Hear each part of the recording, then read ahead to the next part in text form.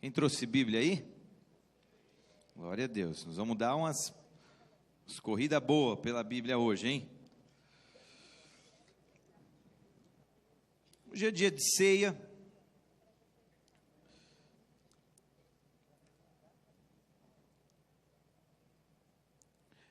Algumas pessoas não entendem o que é a ceia. A ceia é um memorial, uma ordenança do Senhor, para nós celebrarmos a ceia todas as vezes em memória dele. Que memória? Memória da sua morte, mas também da sua ressurreição. A palavra diz, não precisa abrir comigo, em 1 Coríntios 11, que da mesma forma que Jesus disse na última ceia dele, ele também é repetido por Paulo aqui no 23, quando Paulo diz assim, 1 Coríntios 11, 23, pois recebi do Senhor o que também lhes entreguei, que o Senhor na noite que foi traído tomou o pão e tendo dado graças o partiu e disse, este é o meu corpo, que é dado em favor de vocês.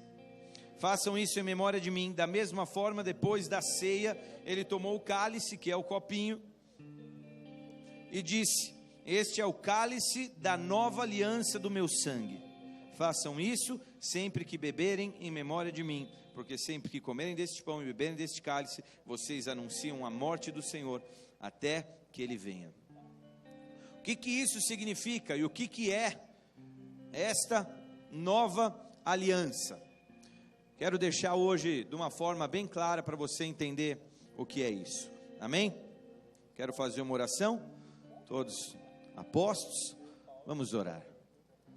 Pai, nós, mais uma vez, nos colocamos aqui diante de Ti, nesse espírito de absorver e receber aquilo que o Senhor tem para nós, especialmente como igreja de Cristo, nesse tempo, nesses dias, nesta geração, nós queremos aprender, entender e receber de Ti. Por isso faz hoje, nesse dia especial de ceia, nesse culto, ensina-nos, instrui-nos, em nome de Jesus Cristo, e que o Teu Espírito Santo, que sempre age com poder, que sempre vem e manifesta o caráter e a glória do Pai, possa nos visitar mais uma vez e permanecer conosco. O Senhor é o nosso convidado de honra e nós te chamamos para fazer parte, Pai, dessa reunião e desse culto, porque sem a Tua presença, esse seria um culto vão. Pai, não haveria motivo de estarmos aqui, se não fosse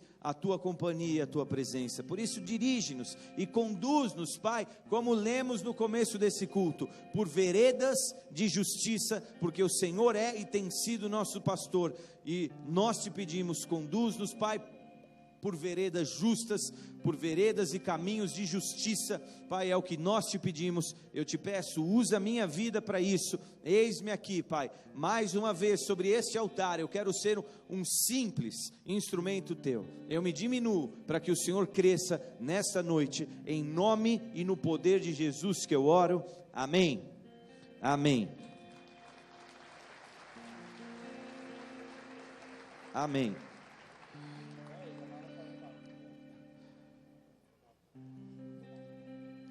Dias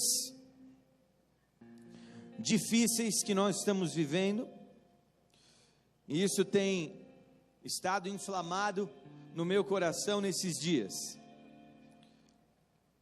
Eu não sei se foi essa semana, mas Deus deu algumas oportunidades nessa semana para compartilhar e pregar a sua palavra, e praticamente em todas eu fiz menção do cenário quase caótico político que nós vivemos hoje. Nós estamos vendo muitas coisas. Na quinta-feira, quem esteve aqui quinta-feira? Só isso, não é possível, cara. Tem outra igreja de quinta-feira, eles não vêm, vocês combinam, você vai domingo, então eu vou quinta. Não, eu vou quinta, então eu vou domingo. Isso é possível, vocês combinam. Falamos sobre isso, a esperança para o Brasil em meio a esse cenário, o que está acontecendo de fato, porque o que nos preocupa não é que o Brasil se tornou um país um pouco violento, e você vê um crime ou outro pela rua. Não é que o Brasil tem uma meia dúzia aí que praticam alguns crimes que não tem princípio. O que nos preocupa é que a liderança e a governança do nosso país está ali, ao que nos parece, muito corrompida e muito envolvida na corrupção. Toda a sujeira que tem sido trazido à luz, e isso é bíblico, porque tudo aquilo que está oculto há de ser revelado, e Deus tem agido e tem manifestado muito dessa sujeira que muitos e muitos anos ficou oculto. Não se engane, querido, você não é bobinho, e nem eu, mas o que nós vivemos hoje vem acontecendo há décadas, mas nesses dias tem sido manifestado. Não é o governo A ou o governo B, é a governança de uma forma geral, e esse principado, foi assim que nós tratamos a questão, uma abordagem espiritual desse principado que tem atormentado o Brasil, que é o principado da corrupção, que é o principado da miséria, e quando a corrupção se instaura também miséria. Os dois praticamente caminham de mão dadas, e é muito difícil você tirar o Brasil de uma situação e voltar a fazer o Brasil crescer e estar muito bem colocado e honrado em posições elevadas na economia mundial, se nós estamos debaixo dessa condição, desse espírito, quando nós vemos a nossa liderança ali. E quando a liderança de uma nação está envolvida em tanta corrupção, é quando a gente percebe que o pecado, ele não é isolado. As chances de recuperação ficam muito difíceis quando as cabeças estão contaminadas, porque aqueles que deveriam ser uma referência para fazer o resto do povo agir de acordo, já não são mais referência. É quando você olha para uma referência e diz: se ele faz, eu também posso fazer. Se ele que é a minha referência, se ele que deveria estar agindo corretamente faz, por que é que eu não posso fazer? E isso é o que nos preocupa, levando o povo todo, o corpo, a viver o reflexo do que a cabeça é. E a gente hoje tem visto a liderança do nosso país comprometida, uma governança comprometida, uma insegurança. Se você participasse de uma pesquisa para saber, e eu não estou falando da presidência, não é nada pessoal a presidência. Aliás, a última coisa que eu quero fazer aqui é ser partidário, jamais. Mas se você perguntar para uma pessoa qual o sentimento que ela tem a respeito daqueles que nos representam, eu tenho certeza que vai haver uma insegurança e uma desconfiança no que essas pessoas fazem, são e vivem. E o que a gente tem visto aí? Acusação de todo lado, defesa também para todo lado. Um acusa o outro se defende, mas também já entregando um outro que se defende, mas acusa um quinto, e um sexto, e um sétimo, e um se entrega, e a nossa governança está comprometida. A palavra governo, olha que interessante, a raiz dela, ela vem da palavra, que é a mesma palavra de timoneiro. Quando você fala timão, por que o timão se chama timão? Não é porque é um time poderoso, mas é por causa do timão, que dirigem, que é aquele símbolo esquisito, que eu nunca vi um símbolo tão esquisito que nem aquele. Pode ser de time, mas pode ser também o timão, porque timoneiro é quem dirige o barco, não é isso? A gente sabe que timoneiro é quem dirige o barco. E a palavra governador, ela vem da origem timoneiro, que é pilotar ou ir ao leme de um navio, que é dirigir, que é conduzir, e aqueles que deveriam nos conduzir e nos levar por caminhos bons, são justamente aqueles que estão pervertendo a nossa nação e corrompendo a nossa nação. Deveriam estar levando para um rumo correto. Diante de tudo isso, eu tenho aprendido muito também, porque eu me fiz essa pergunta, não que eu queira achar um culpado, porque todos querem achar um culpado, e a grande pergunta de hoje é: de quem é a culpa, se há tanto problema e tanta coisa fora do normal, do padrão, no cenário político e na governança? A gente gosta de colocar a culpa em uma pessoa, a gente sempre gosta. Quem estava aqui há uns meses atrás, que lá para setembro, a gente começou a entrar numa série de palavras e pregações a respeito das festas judaicas. Lembra, né? A gente falou de uma que era o dia do perdão, em hebraico Yom Kippur. E no dia do perdão, eles soltavam um bode que simbolicamente carregava o pecado de todo o povo. Como que chamava esse bode? Bode expiatório. Era o bode que carregava todos os pecados. A gente gosta de falar, o culpado é aquele, e aí você acaba com aquele. Toda uma corja fica lá rindo, e você tirou um, e aí você está meio que satisfeito, porque você derrubou um que foi o bode expiatório. Não é isso, a gente sabe que tem muito ali por baixo, que tem muito para acontecer, porque a gente gosta de culpar um. Mas na verdade, de quem é a culpa nesse governo todo, dessa liderança? Eu não estou aqui para falar nomes nem nada, é só para conduzir a palavra, amém? Porque afinal de contas, quem governa o Brasil? Essa não é uma pergunta nada espiritual, é uma pergunta totalmente prática. Quem governa o Brasil? A gente vê às vezes os presidentes nas mãos de alguns outros líderes políticos, e vira e mexe, e aí você fala, meu Deus, quem governa mesmo? Deixa eu dizer para vocês, para a gente poder entender como que funciona a direção e a justiça no nosso país, porque se essa palavra tem um nome, ela se chama a justiça dos homens e a justiça de Deus. Parece que são padrões muito diferentes de justiça, mas como que funciona isso? Só para você entender, eu poderia ter trazido um chartzinho, se eu soubesse que eu ia ganhar essa canetona, mas só para você entender, o nosso país é um país presidencialista, o sistema presidencialismo é o que rege a nossa nação, ele não é monárquico. Na quinta-feira nós falamos quando o povo quis trocar, eles quis um rei ao invés de ouvir as direções do próprio Deus. Lembra? Foi isso que nós pregamos na quinta-feira. Eles fizeram a opção pelo monárquico e eliminaram o teocrático. Eles eliminaram Deus da parada, já não queriam mais ouvir a voz de Deus. Há sistemas hoje no mundo ainda monárquicos, há muitos países, alguns que eles são parlamentaristas, o nosso é presidencialista, amém? Esse é o modelo que rege o governo do nosso país. O presidente da nossa nação, não atual, para sempre, o presidente do nosso país, ele é o chefe do governo, mas ele é o chefe de um poder, que é o poder executivo da nossa nação. Esse é o que o nosso presidente faz. Quantos aqui sabem que há 3 poderes na nossa nação? O poder executivo, o poder legislativo e o poder judiciário, amém? Esses 3 poderes, teoricamente, eles têm que caminhar de mãos dadas. O poder executivo é o poder que tem aquelas pessoas que executam as leis e põem as leis para funcionar.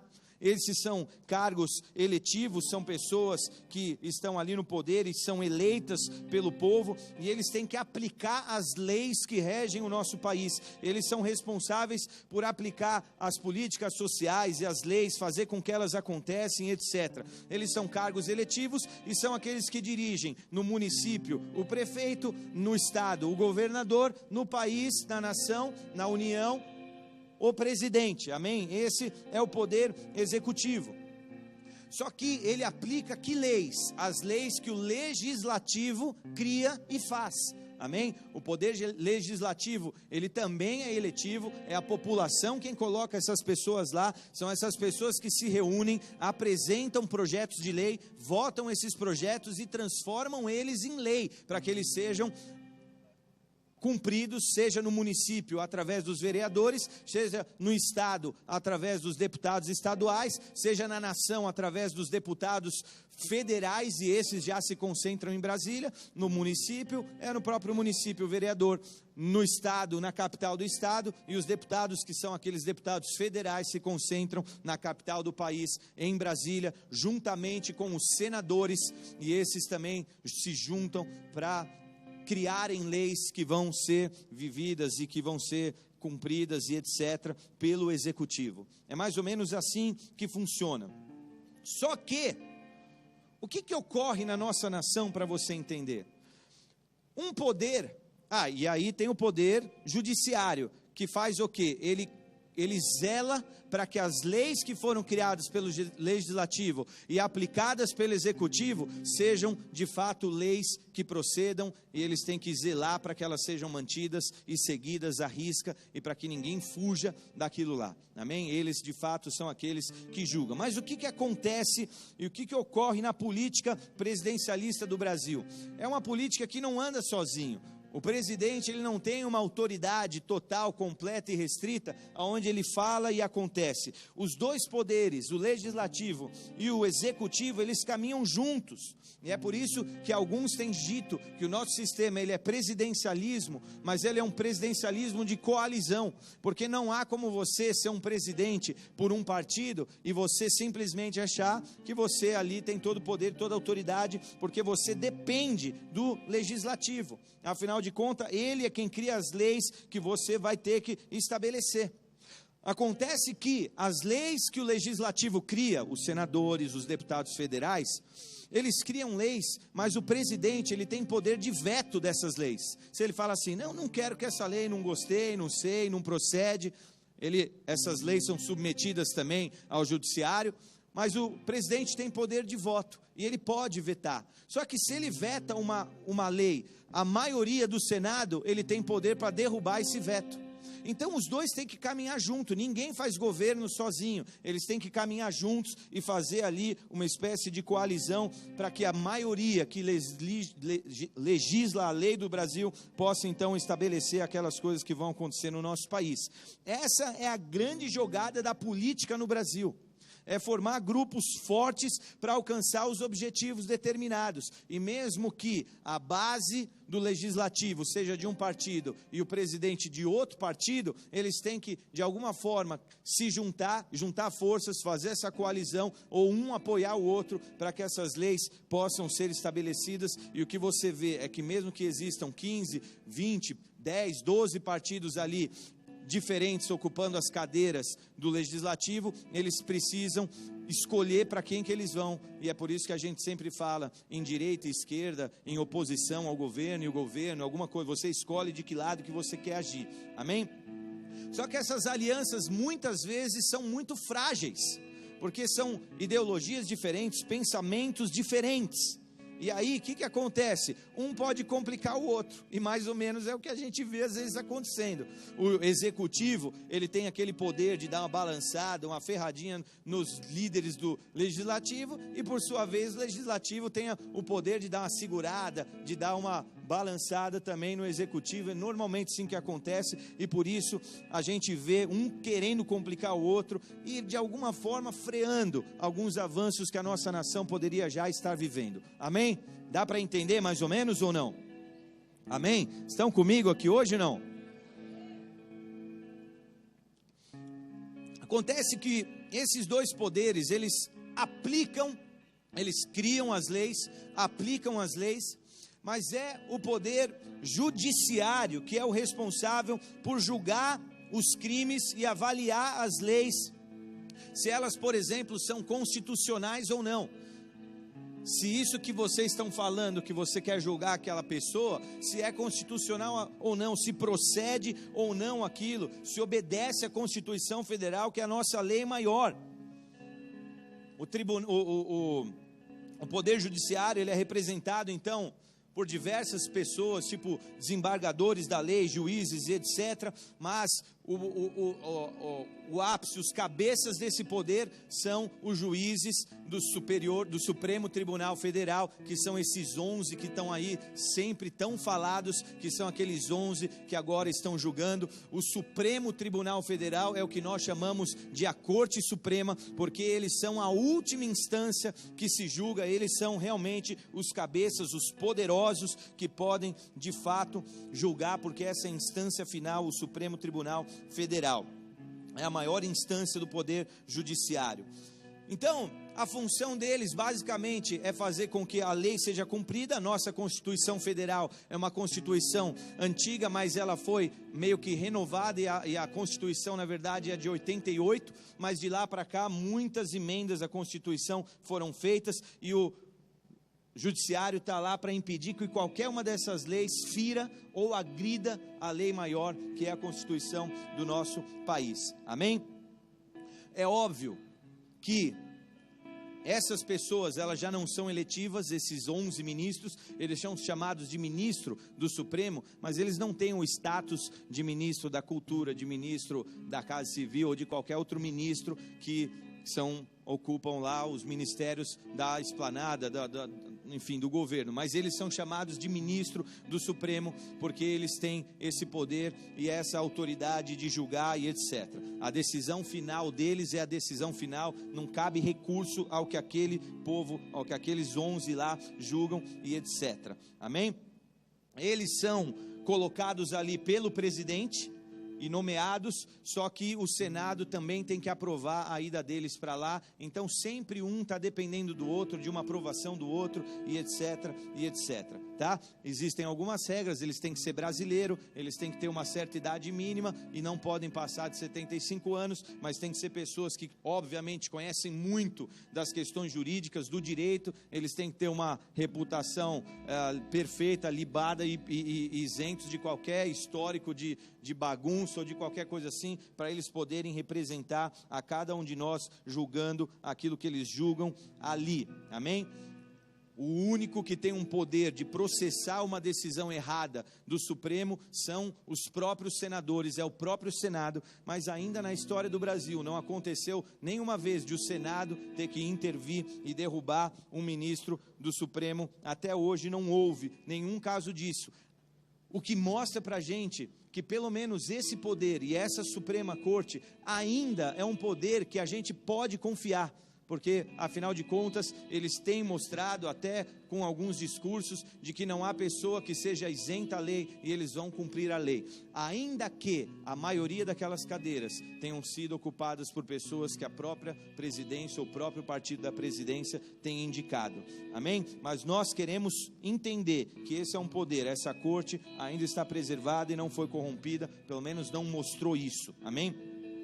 Agora, como garantir o funcionamento desses três poderes andando junto? Porque eles têm que caminhar entrelaçados e fazer com que um ou outro funcione, sem atrapalhar ou sem intervir ou sem dificultar a justiça que o um ou outro tem que promover, aplicar ou criar. Os três poderes, eles estão lá justamente para que cada um regulamente, de alguma forma, não sei se essa é a melhor palavra, um ao outro, mas assegurar esse controle no nosso país é algo difícil, porque você não pode destruir um valor que aquele poder tem, e ele está lá justamente para preservar esse valor, e quando você destrói aquele valor, então você está quebrando um elo. É quando, por exemplo, um dos poderes, no caso o executivo, que é mais poderoso, ele rompe os valores que os outros poderes estão lá justamente para defender e impõe a vontade própria. É o que nós vemos, por exemplo, em golpes que acabam em regimes militares, quando se põe exército na rua, quando se põe força armada, e a gente acaba vendo um poder ignorando o outro, falando, nós vamos fazer do nosso jeito, pronto e acabou, não importa o que vocês dizem, não importa o que vocês falam. Isso é muito preocupante, e quando o coração deles, dessa liderança, está tão corrompido, o que nós vemos é que a justiça na nação não é aplicada da forma que deveria, e nós ficamos com um senso e com uma fome e uma sede de justiça. Você já viu alguém que foi lesado, e essa pessoa está lá tão lesada que tudo que ela fala é, eu quero justiça, eu quero justiça, eu quero justiça. Deixa eu dizer uma coisa para vocês, isso tudo eu estou falando de uma forma bem superficial, porque eu não conheço muito dessas coisas, não é a minha praia mesmo, mas eu estou falando aqui do que um pouco que eu sei. Se eu falei alguma bobagem aqui, me perdoem, mas é só para a gente entender como a justiça do nosso país de fato funciona. Agora, o que de fato governa o nosso país e pode assegurar que as leis do nosso país sejam cumpridas? O que de fato faz com que a justiça seja aplicada no nosso país? Cada país tem a sua lei, a sua constituição, e é óbvio que há uma hierarquia Primeiro a Constituição é a suprema, depois as emendas que são feitas à Constituição, que já estão na casa de milhares, não deveria, mas se faz emenda pra caramba, depois as leis ordinárias, depois os decretos, depois a hierarquia toda lá, e cada coisa que você vai colocando lá, que são leis de força menor na hierarquia, resolução, portaria e etc. Fato é que para se operar a justiça, a gente precisa entender o que é a justiça, amém? Senão a gente não pode operar a justiça. Imagina que você entra numa empresa e ninguém te falou ali as regras. Ou imagina que que eu pegue, por exemplo, uma pessoa que não entende muito, eu chego e pego essa pessoa e ponho num campo, eu pego, sei lá, vou chutar alguém aqui, vai.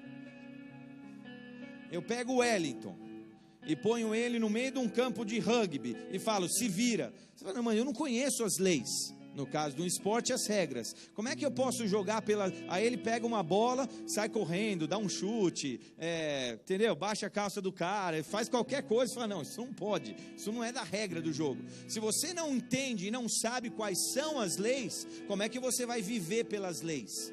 Amém? A gente precisa entender como a lei do nosso país é aplicada e quais são elas para a gente poder viver debaixo dessa lei. Amém? Isso é justiça. Deixa eu falar um conceito para você, para ficar muito claro. Justiça é uma coisa, juízo é outra coisa. Justiça são as leis.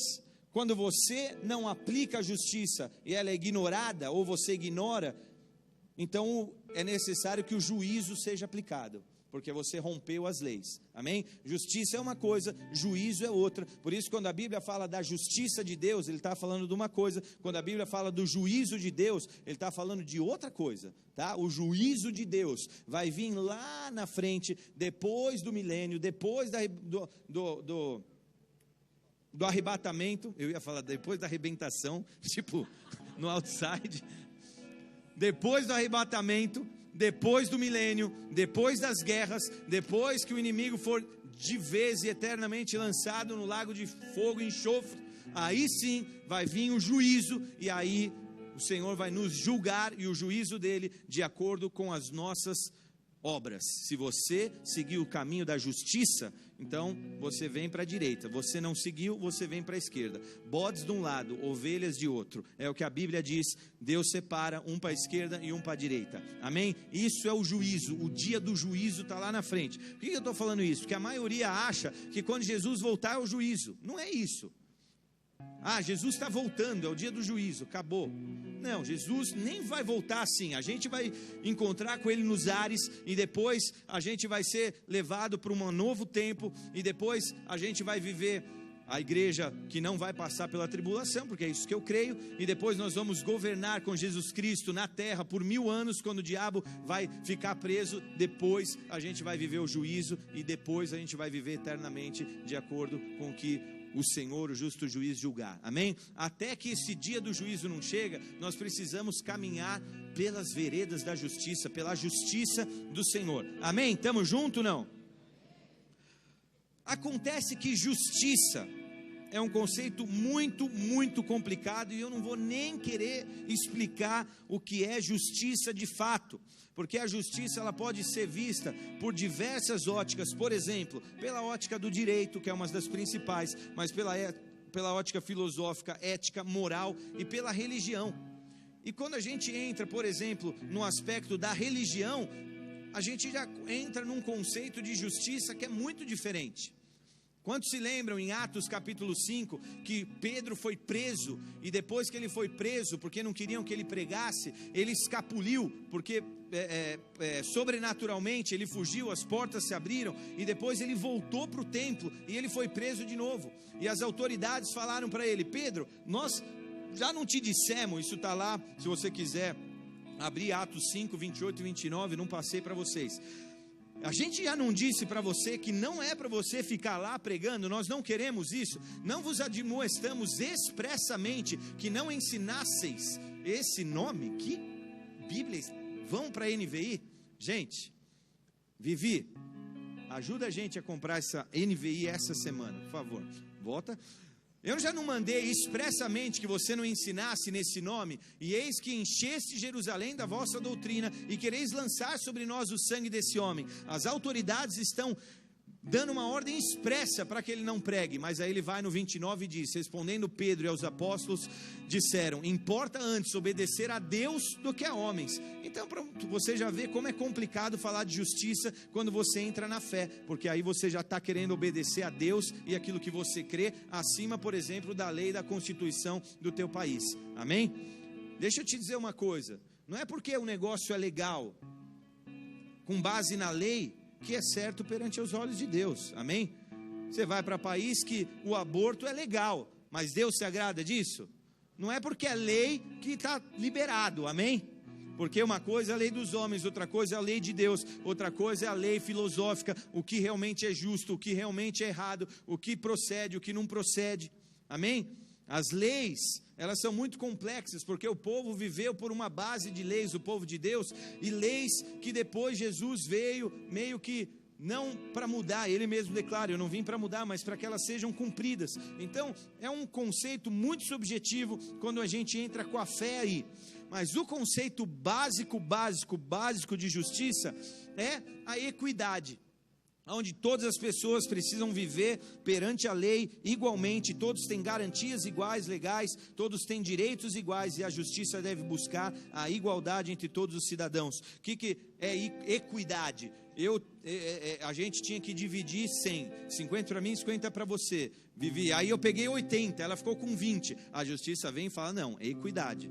Passa 30 para ela, você ficar com menos 30, fica com 50, vocês ficam igual. A justiça atende tanto o teu prejuízo quanto o meu, e a gente acha um ponto comum aí, mais ou menos isso. Há muitas teorias de justiça, eu não vou falar, mas de uma forma geral, o que a gente entende de justiça é quando a lei, que não deve favorecer ninguém, é aplicada de forma igual a todos. Amém?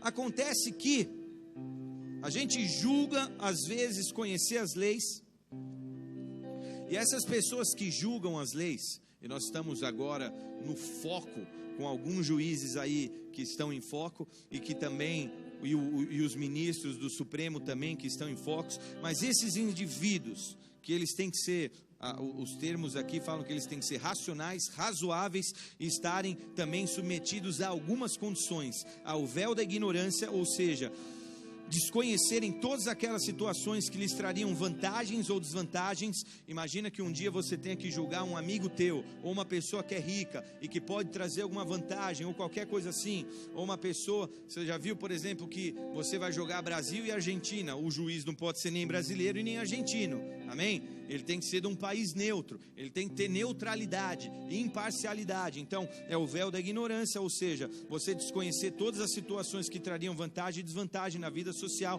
classe social, status, educação, concepção de bem, características psicológicas, etc. E dessa forma uma posição igual que todos compartilham é equitativa, são consideradas livres e iguais. A gente conhece, por exemplo, a figura da justiça em diversos lugares e em diversos países. É aquela figura da justiça, põe ela aí pra gente, as fotos, os aspectos que caracterizam, por exemplo, a imagem e a figura da justiça, é que ela é cega, ou seja, ela dá uma ampliadinha ali, ela é cega, ela tem uma coisa no olho, porque ela não pode olhar, ela não pode analisar esses aspectos que possam trazer vantagem ou desvantagem, ou seja, ela tem que ser imparcial. Ela tem uma balança, porque ela deve ter discernimento para avaliar as provas apresentadas, e ela tem uma espada para exercer o poder de decisão e atacar com a lei. Amém? Essa é a figura aí, é a figura chamada a Senhora Justiça. Ela está lá em Berna, e tem outras estátuas também. Tem uma estátua na Corte Criminal de Londres, passa aí. É uma estátua no topo de uma abóboda em Londres, é chamada de Old Bailey. Ela também tem uma espada e uma balança. A gente tem em Memphis, na corte, uma estátua chamada Shelby também, e ela promove a justiça, a espada, a balança numa mão. E a gente tem também na Praça dos Poderes, ou praticamente em frente ao STF em Brasília, a estátua que é a estátua da justiça. Ela não tem uma balança, mas ela tem uma espada, e também tem ela está desbalanceada, né? Agora que eu descobri, meu. Nós temos que levar uma balança para esse lugar. É brincadeira, não tem nem balança essa aí, agora que eu me toquei.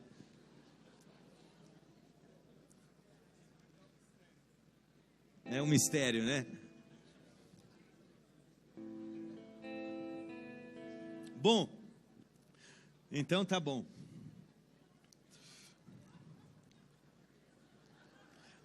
Até a nossa estátua da justiça virou piada. Queridos, deixa eu dizer, Deus sabia que a aplicação da justiça e aqueles que têm poder para decidir estariam em uma situação muito delicada, muito delicada. Eu não tenho nada, absolutamente nada com a justiça legal, mas quando eu me coloco numa posição para tentar alinhar, ajustar, conciliar pessoas que estão desalinhadas ou desajuntadas ou se separando, é muito difícil, porque a tua palavra tem um poder de morte, de vida. E se você não fizer instruído na lei e instruído no Senhor, você corre sérios riscos. E mais, quem tem esse poder, ele normalmente está debaixo de uma condição onde ele pode facilmente ser corrompido, porque basta a tua decisão ser favorável para uma pessoa ou para outra, e você ter vantagem com aquilo, e você então se corrompeu na sua posição ali de ser aquele que decide ou aquele que julga as questões. Deus sabia disso de uma forma tão séria, que nos próprios mandamentos, nas leis, nos mandamentos, Ele traz essa direção e essa ordem, lá em Êxodo 23, de 1 a 8, tá tudo bem aí? De 1 a 8, quando ele diz assim: não faça declarações falsas, isso é 1, não faça declarações falsas, e não seja cúmplice do ímpio, sendo-lhe testemunha mal intencionada. 2, não acompanhe a maioria para fazer o mal. Ao testemunhar num processo, não perverta a justiça para apoiar a maioria. 3, nem para favorecer o pobre num processo.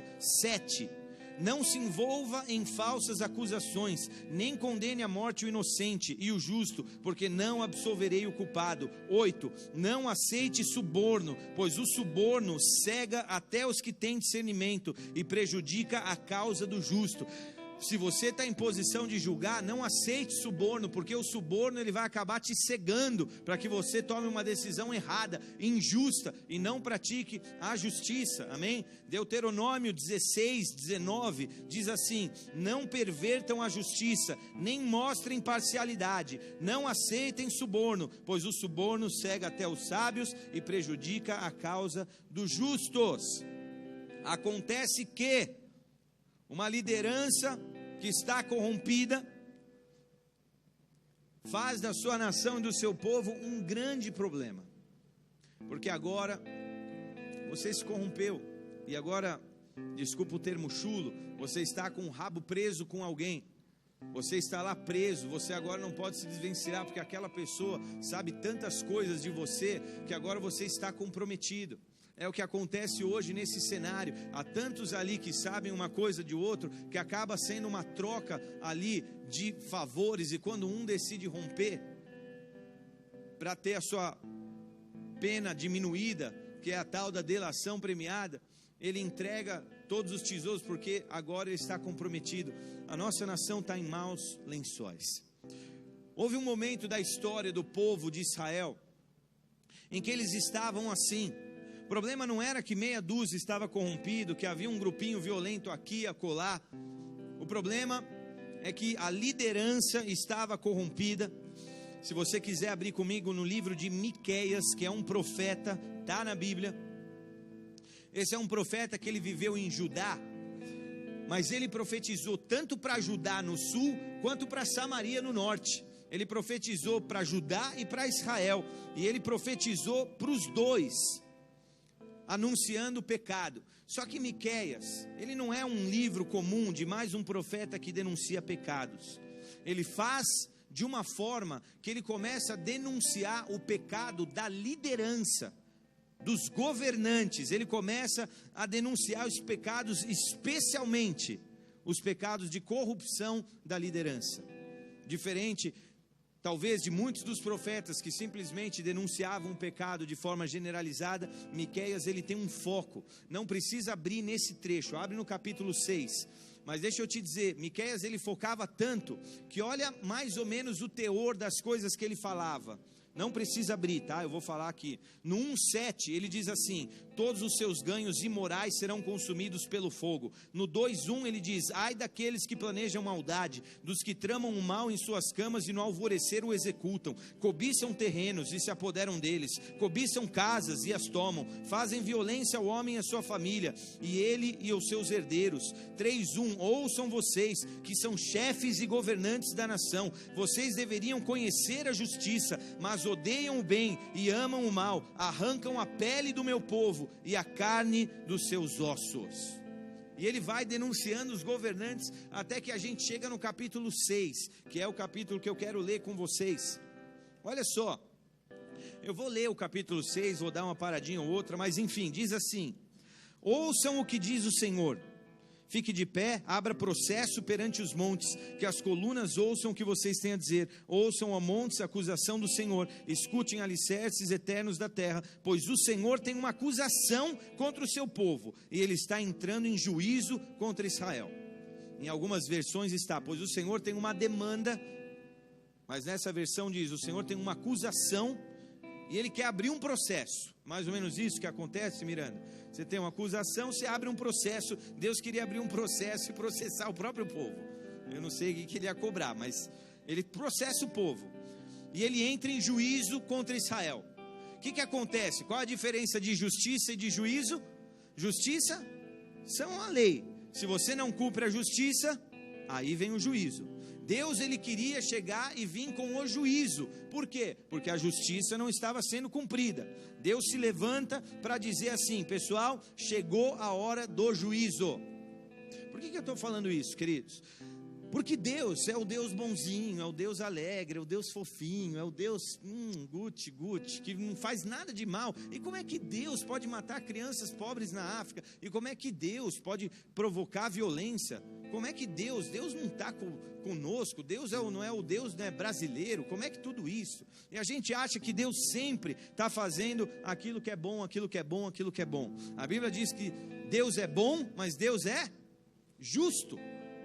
Ele tem justiça, eu vou falar sobre isso. Mas Deus, que é o Deus bonzinho, o mesmo Deus que criou o homem para viver com ele e que deseja salvar a humanidade, é o mesmo Deus que criou o inferno e vai mandar muitos para lá no dia do juízo.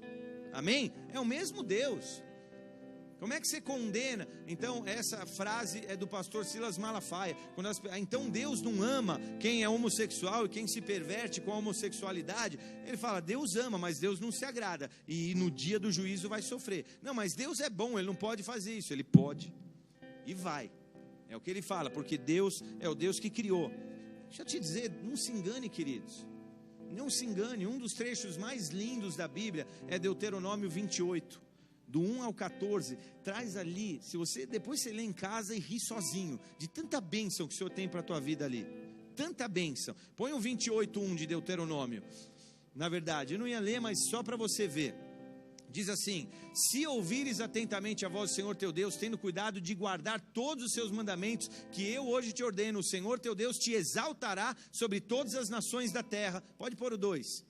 E todas estas bênçãos virão sobre ti e te alcançarão, se ouvires a voz do Senhor teu Deus. 2 pontos, começa, bênção 1, bênção 2, 3, 20, 40, 50, até o verso 15, na verdade, você tem as bênçãos do Senhor. Mas daí no 15, ele vem com o seguinte, ele vem e fala assim: se porém não ouvires a voz do Senhor teu Deus, se não cuidares de cumprir todos os seus mandamentos e os seus estatutos que hoje eu te ordeno, virão sobre ti todas essas maldições e te alcançarão. 2 pontos, não queira nem saber o que vai acontecer com a tua vida.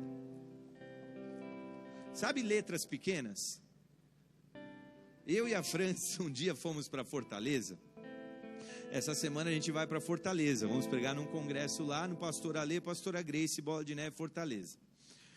Mas há uns 3, 4 anos atrás, a gente foi para Fortaleza. E aí a gente entrou lá, todos alegrinho, bobinho, caímos no conto do vigário, compramos, não é o conto do vigário, né? A gente pagou lá uns pacotinhos para voltar depois, com um preço bem mais camarada, mas para passar uma semana naquele beach park, que é gostoso, que tem um hotel ali. Oi? A gente nessa ocasião estava numa casa emprestada, mas a gente comprou um pacotinho para voltar depois de um tempo. O pastor Alexandre convidou a gente para ir para Fortaleza, falamos, chegou a hora de usar o nosso pacote. Ele não vai nem gastar hotel, vamos ficar lá no resort do Beach Park, vamos mergulhar, vai ser demais. Ligamos lá. Aí a mulher falou assim, pois não, olha, vocês não podem mais usar. Por quê? Porque expirou, venceu, acabou. Vocês não podem mais usar. Como assim? Como assim? Vocês... Aí a França falou, não é possível, não é possível. A gente tem um monte de benefícios aí e tal. A mulher falou, vai na página tal, parágrafo tal, item não sei o quê. E aí você vai lá com as letrinhas desse tamanho, não usou, perdeu. Tipo isso, né? Ninguém gosta das letras pequenas. Tipo o Pica-Pau, caindo do 20º andar, lendo o contratinho dele, tem um seguro. Aí ele lê letras miúdas, exceto quedas de edifício. Ninguém gosta de ler as letras pequenas. Você lê do 1 ao 15, do 16 para baixo ninguém quer ler. Se desobedecer, vem juízo, porque Deus é bonzinho, Ele te dá tempo, te dá, Ele te perdoa, se você perdoa, mas se você não fizer, um dia, amigo, terrível coisa, a Bíblia diz, é cair nas mãos do Senhor. Não queira, mas o Senhor é assim, amém? Então o Senhor estava chegando para o povo dele e falar assim, pessoal, basta, chegou o juízo. Abriu um processo, caiu a casa. Sabe quando você cobra o teu devedor, o cara que te deve, me dá, não sei o que, aí um dia ele te liga e fala, chega, cansei, estou te pondo no pau. Abriu um processo. Deus cansou, estava processando o povo ali. Aí ele vai no 3. Estão comigo ou não? Meu povo, o que foi que eu fiz contra você? Isso é Deus falando. Eu fui muito exigente? Respondam-me. Eu o tirei do Egito e o redimi da terra da escravidão. Enviei Moisés, Arão e Miriam para o conduzi-los. E aí ele vai um pouquinho mais. Será que eu fui assim tão exigente? O que Deus está dizendo aqui? Por que é que vocês são tão contrários a mim? Se o que eu estou pedindo para vocês fazerem e viverem é para o seu próprio bem. Por que vocês são tão contrários a mim? Às vezes a gente está comendo e a Francis é a número 1 em ser a chatonilda do doce. Ela não deixa eu comer doce nessa vida terrena. Um dos poucos prazeres que eu... Não é que estou brincando, estou te fazendo um papel aqui de malvada, mas o que ela fala, não come, não sei o quê. Eu posso falar assim, mas como você é chata? E ela falar para mim, mas é para o seu bem que eu estou fazendo isso. Eu não quero que você repita doce, que você coma doce o dia inteiro, porque você nem gosta quando você ficar pesado para jogar. Você nem gosta de ficar sentindo mal, você tem uma dor aqui ou ali, é para o teu bem que eu estou falando para você não comer. Amor. É o que Deus faz, e Ele está falando assim, pessoal, por que vocês são tão contrários a mim, se as leis que eu criei para vocês obedecerem, são para o seu próprio bem? Eu não estou entendendo porque vocês são tão chatos assim comigo. E aí no 6 ele vai e diz assim, com que eu poderia comparecer diante do Senhor e curvar-me perante o Deus exaltado? Deveria oferecer holocaustos de bezerros de 1 ano? Ficaria o Senhor satisfeito com milhares de carneiros, com 10.000 ribeiros de azeite? Devo oferecer o meu próprio filho mais velho por causa da minha transgressão e o fruto do meu corpo por causa do meu próprio pecado? Eles estão falando. Deus fala assim, eu deixei claro, agora eu parei a minha observação, mas Deus falando, eu deixei claro para vocês que eu não quero expiação de pecados, eu não quero bezerrinho, ovelhinha morto e sangue sendo oferecido para perdão dos pecados. O que eu quero é obediência, é isso que eu quero. Deus deixa em outros trechos que Ele não se agrada de sacrifícios, mas o que Ele quer e busca é obediência. E aí o 8 vem e diz assim, Ele mostrou a você, ó homem, o que é bom e o que o Senhor exige. Pratique a justiça, ame a fidelidade e ande humildemente com o seu Deus. É como se Deus estivesse falando: eu declarei para vocês os princípios corretos de vida, eu disse para vocês só o que era bom, para vocês ficarem ali e viverem o melhor. Tudo que eu peço é que vocês me obedeçam. Será que é muito eu pedir que vocês obedeçam a algo que é bom para vocês mesmos? Eu mostrei as minhas bênçãos, mas também mostrei as minhas maldições, para que vocês enxerguem que vale a pena obedecer e colher as bênçãos, mas me parece que vocês não querem obedecer. Então ele vai para o 9 e diz assim: a voz do Senhor está clamando à cidade, é sensato temer o meu nome, ouçam tribo de Judá e assembleia da cidade. E aí agora presta atenção nisso: não há na casa do ímpio o tesouro da impiedade, e a maldade falsificada, que é maldita. Ele está falando de usar 2 pesos e 2 medidas, lembra da balança? Ele fala assim: poderia alguém ser puro com balanças desonestas e pesos falsos? O rico dentre vocês são violentos, e o seu povo é mentiroso, e as suas línguas falam enganosamente. Ele começa a mostrar um povo totalmente corrompido. O povo é mentiroso, fala mal, as línguas são enganosas, os pesos são diferentes, é totalmente errado. E aí ele continua dizendo: por isso eu mesmo os farei sofrer, os arruinarei por causa dos seus pecados. Vocês comerão, mas não se ficarão satisfeitos, continuarão de estômago vazio. Vocês ajuntarão, mas nada preservarão, porquanto que guardaram a espada entregarei. Vocês plantarão, mas não colherão, espremerão azeitonas, mas não vai ter nenhum azeite, espremerão uvas, mas não beberão o vinho. É um povo que trabalha, mas não vê melhoria. Você trabalha, gera, paga imposto, mas não vê melhoria. Vocês vão espremer azeitona, mas não vai ter vinho. Vocês vão trabalhar pra caramba espremendo uva, mas não vai ter nada para vocês colherem. É isso que eu vou fazer com vocês. E aí ele fala no 16, que é o último, ele fala assim: porque vocês têm obedecido os decretos de honra, outras leis que não as minhas, e todas as práticas da família de Acabe, e têm seguido as tradições deles. Por isso, olha o que ele fala: eu os entregarei à ruína, e o seu povo ao desprezo. Vocês sofrerão a zombaria das nações. E eu fiquei olhando, e nessa semana eu recebi um e-mail de um link dizendo assim: o Brasil está se transformando em vergonha no exterior. Eu não sei quantos viram os jornais noticiando a vergonha que tem sido o nosso país. Eu fico triste quando o Brasil aparece de uma forma vergonhosa para as outras nações, e Deus vem e fala assim: o povo ao desprezo, vocês sofrerão zombaria das outras nações. Como é triste ver o nosso país tão mal representado. Não precisa abrir, mas Provérbios 14:34 diz assim: a justiça engrandece a nação, mas o pecado é uma vergonha para qualquer povo. Hoje eu tenho vergonha do que nós somos como Brasil, do que a nossa liderança é. Se fosse para a gringa, para algum país, para a Europa, e eles me perguntassem: e o Brasil lá, com aquela bagunça? Eu ia ser obrigado a falar assim: pois é, isso me envergonha.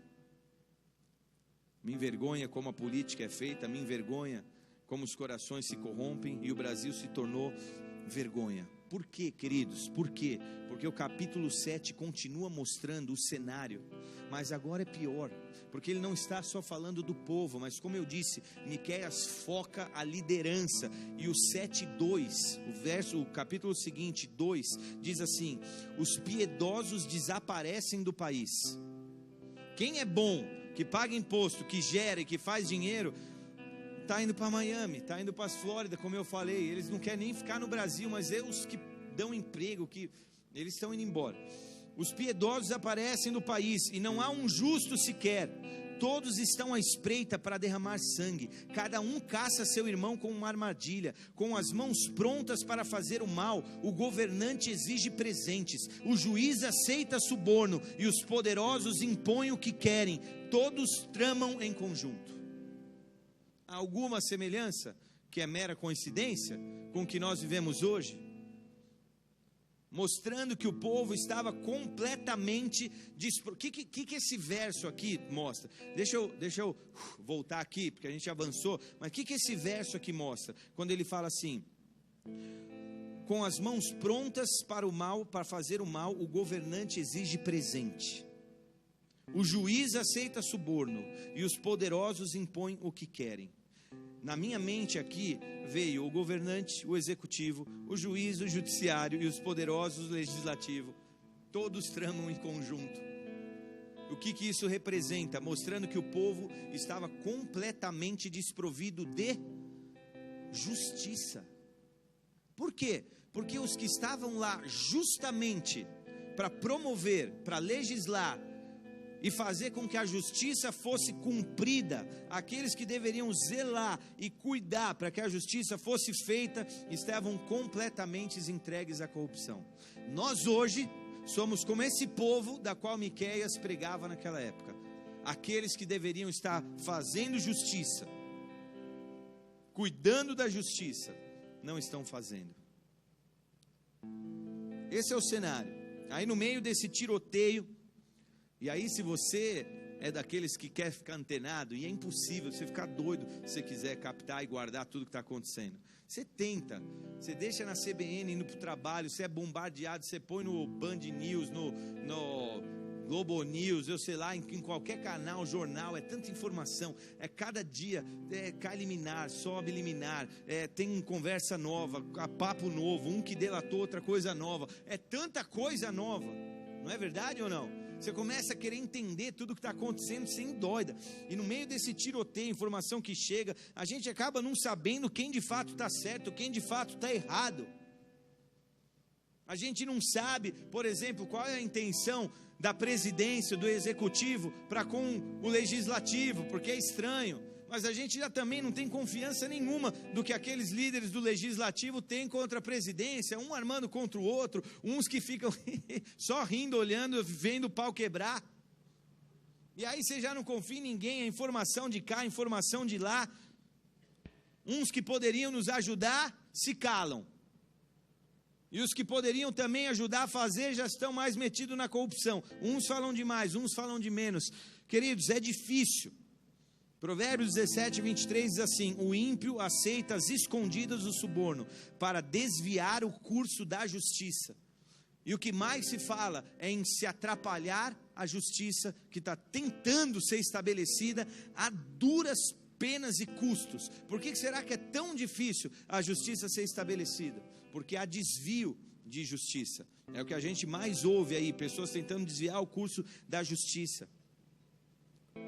Queridos, isso é muito sério, muito sério. Deixa eu te dizer, tudo bem que você tem até a tua opinião, tudo bem que você escolheu alguma cor, tudo bem que você tem um ponto de vista. Agora, fechar o assunto e bater e postar, cuidado. Sinceramente, dá para pôr a mão no fogo por alguém? Então como é que você posta alguma coisa, fechando o assunto, dizendo, é isso e acabou, é o que eu penso? Cuidado com o que você posta, cuidado com o que você pensa. A tua opinião não pode trazer parcialidade, você ficar cego, achando que sabe de tudo. Sabe o que a Bíblia fala em Isaías 55, 21? Diz assim: ai dos que são sábios aos seus próprios olhos e inteligentes em suas próprias opiniões. Tipo, fechei, é isso que eu sei, é isso aqui. Cuidado, eu estou dizendo isso como igreja, para você não ser partidário e ficar fechando questão e botando post inflamado porque você acha que sabe. Amém? Cuidado com isso, isso é só um parênteses, tá? Mas por que, queridos, esse cuidado? Porque o nosso senso de juízo é muito limitado. A nossa condição de julgar alguma coisa é muito pequena. É muito longe de ser boa. Nosso senso de juízo é muito pequeno para a gente ser justo o suficiente para julgar algo ou alguém. A Bíblia tem leis? Fala assim para mim. Tem, é claro que tem. As leis são boas? Sim, as leis são boas, mais ou menos. Pastor herege, falou que as leis são mais ou menos. A gente vive pelas leis do Antigo Testamento? Sim ou não? As leis todas do Antigo Testamento servem para nós? Sim ou não? Não, elas não são tão atuais assim. Senão eu poderia te perguntar: você guarda o dia do Senhor? Não. Você jogou tênis hoje, Fabinho? Então você não guardou, você correu, fez esforço. Você é um pecador. Quem comeu carne de porco hoje? Eu comi uma linguiça no almoço, eu pequei. A lei, eu pequei. Que mulher que se guarda e se purifica 7 dias com banho depois do período menstrual? Pecou. Que pessoa que dá um rolezinho no shopping num dia de sábado, de domingo e pecou? Que come um animal estrangulado? Pecou. Que não lava as mãos para comer? Pecou. Ué, essas são as leis de Deus. Então essas leis não são tão boas assim? Eu não sei, mas é a lei antiga. Acontece que o pecado, deixa eu te dizer o que aconteceu, tentar explicar. O pecado entrou na humanidade, mas até então não existia lei. Só quando as leis vieram, é que veio junto com as leis a transgressão. Porque agora você podia transgredir algo, porque antes de ter lei não tinha transgressão, porque nós vamos transgredir o quê? Nada, não tem lei, não se transgride. Agora, com a lei, vieram também, o homem passou então a ter transgressão na vida dele, porque agora ele rompia a lei, e quando você não cumpre a lei dos homens, Miranda, o que você cometeu? Um crime. Você é um criminal, um criminoso. Você cometeu um crime quando você desobedece a lei. A lei espiritual de Deus, ela é assim também. Se você transgride a lei, você é um transgressor, você é um criminoso. Quem aqui já pecou? Você foi um criminoso. Olha para o teu vizinho e fala: seu criminoso. É isso que você é isso que você foi. Tem mulher que virou para o esposo e falou com gosto agora, né? Seu criminoso. Opa. Depois das leis de Deus, o homem começa a perceber que ele é transgressor, e transgredir a lei de Deus é o que nós chamamos de pecado. O que é pecado? É o crime de transgredir a lei de Deus, é pecado. Só que isso serve para a lei espiritual e não para a lei dos homens. Amém? 1 João 3,4, não precisa abrir, diz assim: todo aquele que pratica o pecado transgride a lei. De fato, o pecado é a transgressão da lei. Dá para ser mais claro que isso ou não?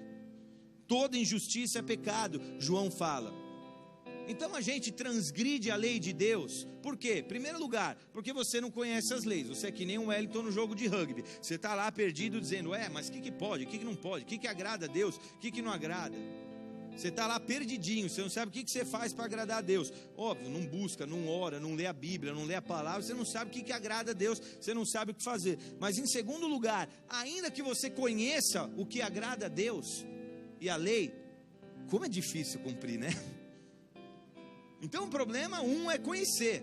Mas ainda conhecendo a vontade de Deus e as suas leis, a gente tem uma dificuldade enorme em obedecer. A gente tenta, mas é muito difícil. Por isso que Isaías 64, 5 e 6 diz assim: vens ajudar aqueles que praticam a justiça com alegria, que se lembram de ti e dos teus caminhos. Mas perseguindo nós em nossos pecados, tu tiraste. Como então seremos salvos? Somos como impuro, todos nós. Todos os nossos atos de justiça são como trapos imundos, murchando como folhas e como vento. As nossas iniquidades nos levam para longe de ti. Ele fala assim, volta esse aí. Nessa versão, deixa eu ler ela aqui.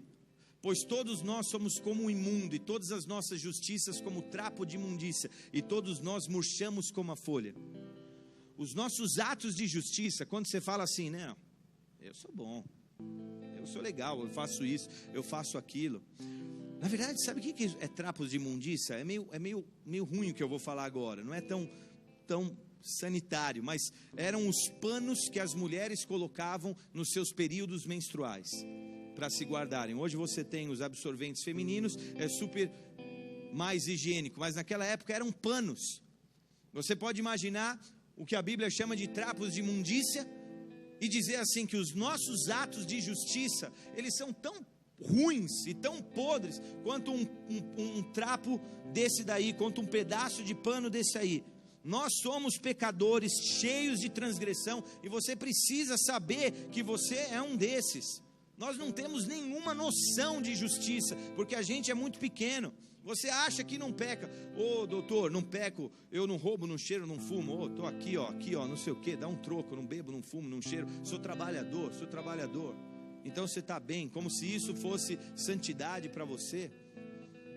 Tudo bem que tem uns que são mais alinhados, tem uns que dão umas derrapadas, tem uns que são mais bonzinhos, mais santos e procuram. Eu estava vendo eu me lembrei de quando virou gozação o Kaká, o ex-jogador de futebol, e ele é cristão, e ele tenta viver uma vida reta, quando começaram com algumas piadinhas do Kaká, o bad boy. Quem lembra das piadinhas do Kaká, o bad boy? Ele era tão bonzinho, que começaram algumas piadas, eu peguei umas aqui que eu achei engraçadas, porque ele era tão bonzinho, que dizia assim: o Kaká bad boy, uma vez, Kaká jogou uma garrafa PET no container de lixo orgânico.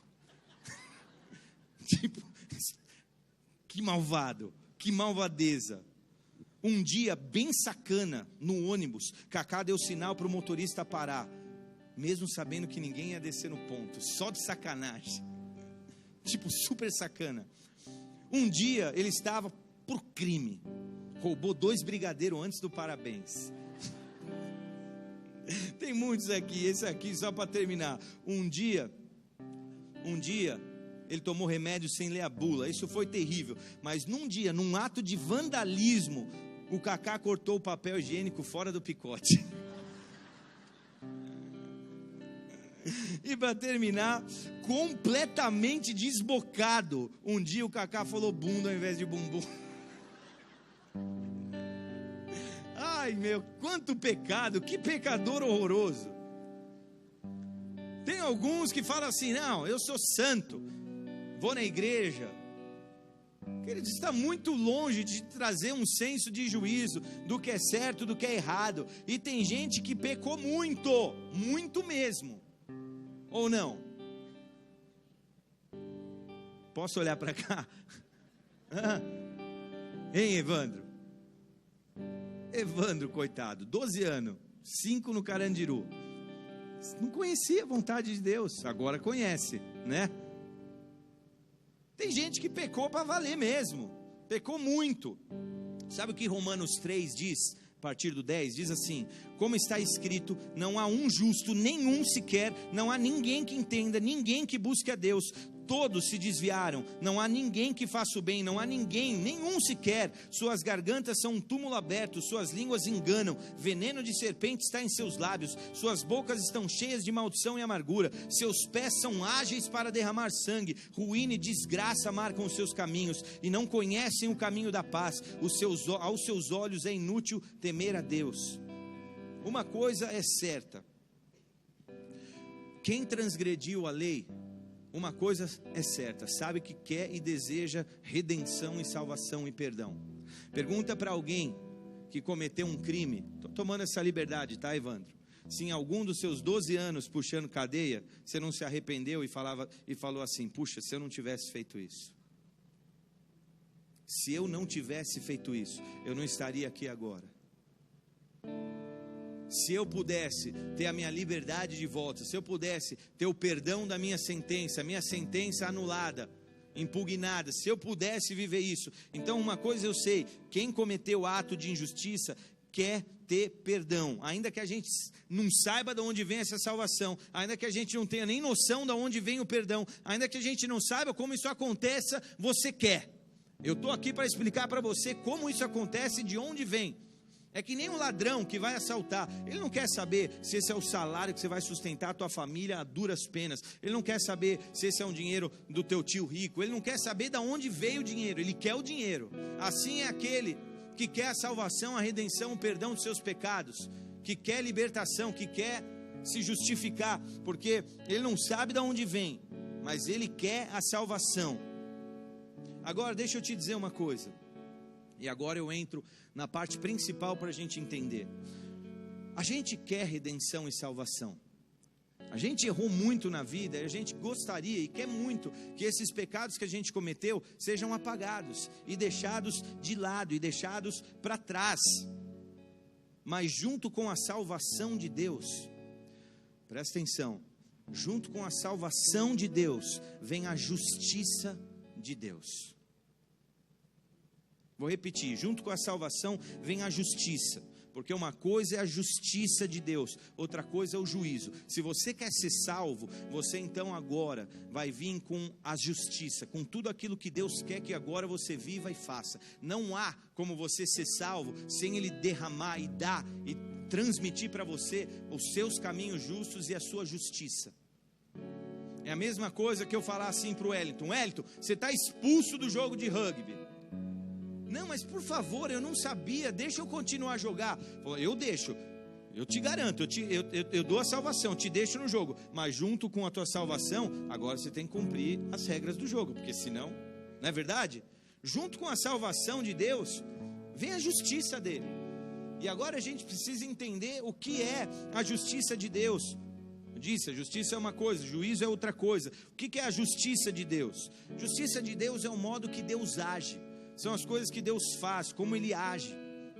O amor de Deus é a natureza de Deus. A santidade de Deus é o caráter de Deus. Mas a justiça de Deus é o agir de Deus, é como Ele age. Amém? E a glória de Deus é a própria essência de Deus, o próprio ser de Deus.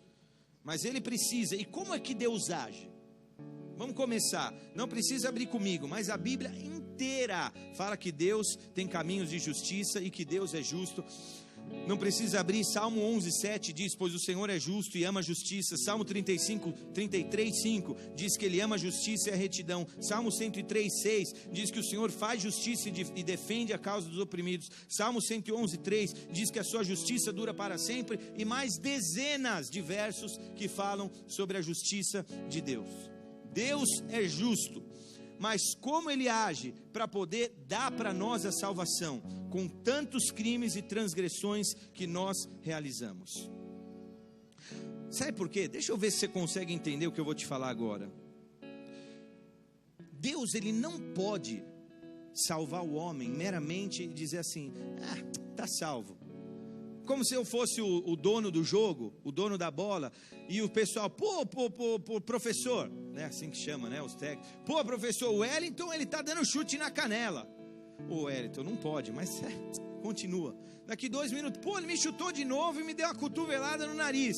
Pô, Wellington, mas tudo bem, vai ficando. Eu posso fazer isso? O professor, ele poderia até ter poder, mas ele faria com que os outros 15, 20 jogadores fossem embora. Deus, Ele não pode simplesmente perdoar e salvar de acordo com o desejo do coração. É verdade sim que Deus ama o ser humano e Ele quer perdoar, mas Ele deve fazer de um modo que Ele esteja de acordo com a sua justiça. Deus, Ele não pode simplesmente olhar para você e dizer: você errou pra caramba, pecou pra caramba, tudo bem, você está aí na pornografia, tudo bem que você adultera com da tua esposa, tudo bem que você aí é um criminoso espiritual, tudo bem que você não dá dízimo e oferta, tudo bem que você arrebenta todo mundo com espírito de violência, tudo bem que você é um grosso, um duro, tudo bem que você não se relaciona com ninguém, tudo bem que você está fazendo sexo com a tua namorada, tudo bem, continua, não tem problema, eu te salvo, eu te amo, tá salvo, tá? Deus, Ele não pode, ainda que Ele te ame e Ele pudesse ou quisesse fazer isso, Ele precisa agir de acordo com a sua justiça, com o seu proceder, com o seu padrão moral, com a sua maneira, com o seu método, com a sua dignidade, com a sua majestade, com a sua justiça, com a sua santidade. Ele precisa fazer isso. A gente sabe que Deus tem poder e Ele poderia salvar o homem assim, salvou.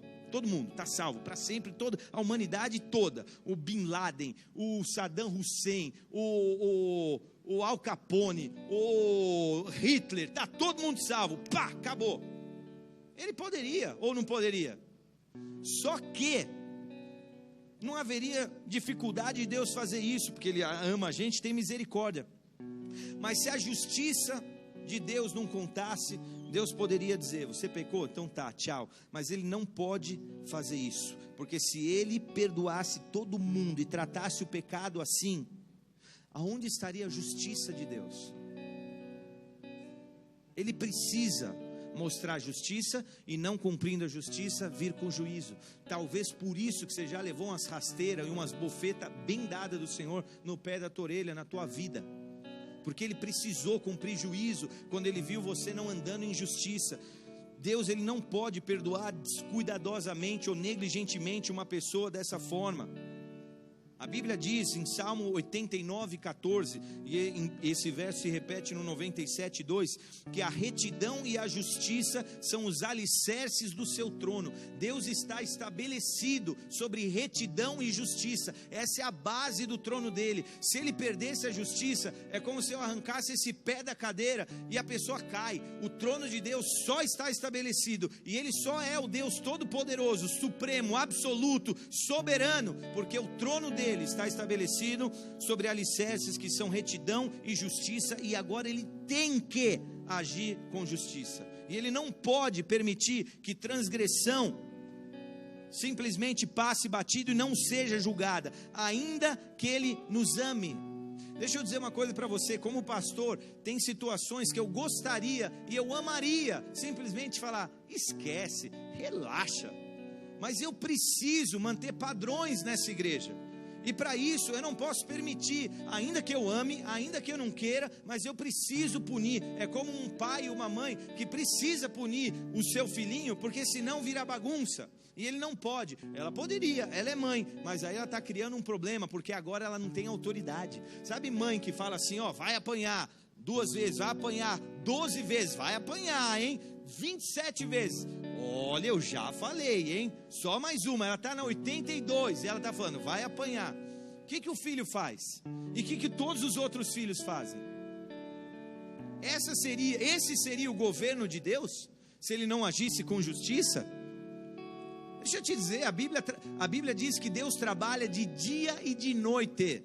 Sabe para quê? Para exercer aquilo que está em Gálatas 6:7. De Deus não se zomba, o que o homem semear, isso também ceifará, e isso também colherá. Deus trabalha, Deus está fazendo com que a justiça dele seja estabelecida. Agora aqui que está o grande lance, a grande dificuldade. Eu poderia como pastor liberar várias coisas, mas não posso, porque o juízo, e é difícil ser juiz. Vou dar um exemplo. Vem cá, Betão. Você vai ser juiz agora. Quem aí tem um pano aí? Quem tem uma blusa aí? Ninguém tem blusa? Todo mundo com calor? Aí, dá esse daí, vem cá. Betão, você é o juiz. Você está aí, estabelecido, sentado no teu trono de justiça.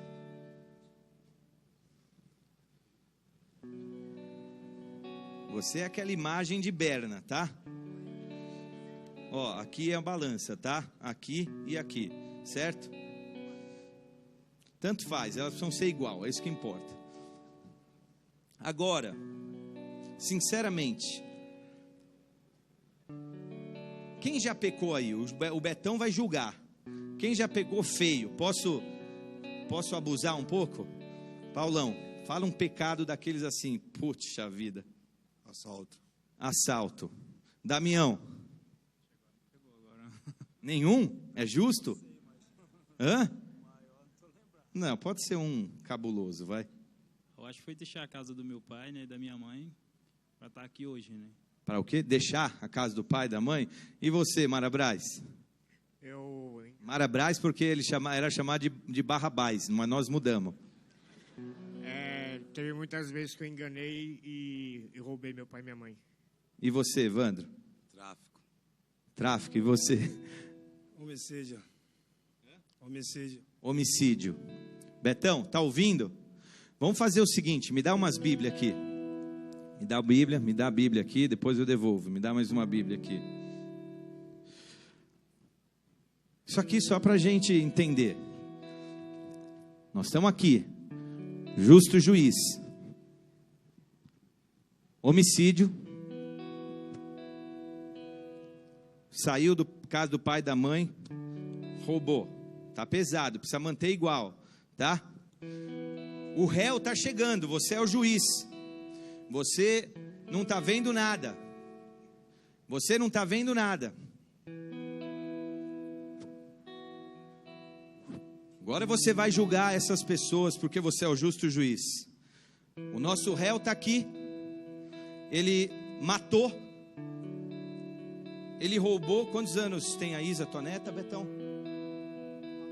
Ele estuprou uma criança de 4 anos. Roubou muitas pessoas. E agora ele está diante de você, o justo juiz. Você é o juiz e você vai condenar esse réu agora. Qual o veredito? Tá pego. Qual? Você é o juiz, será que você não consegue condenar isso? Tá condenado. Qual a condenação? Cadeia. Quanto tempo? Perpétuo. Então você está diante do réu agora. Você é o juiz. Você mantém a tua condenação ou não mantém? É a tua filha, a mãe da tua neta. Você vai mandar ela para a prisão para sempre. Ela vai apanhar na cara lá, vai comer comida azeda para o resto da vida, porque você condenou ela à prisão perpétua. Ela nunca mais vai sair. Você mantém o teu julgamento?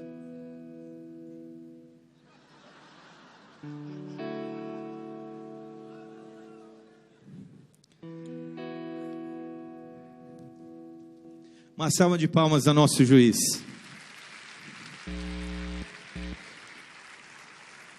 Posso te dizer uma coisa? Betão, difícil. Porque se você é o juiz que põe aquela capa e vai lá para a corte,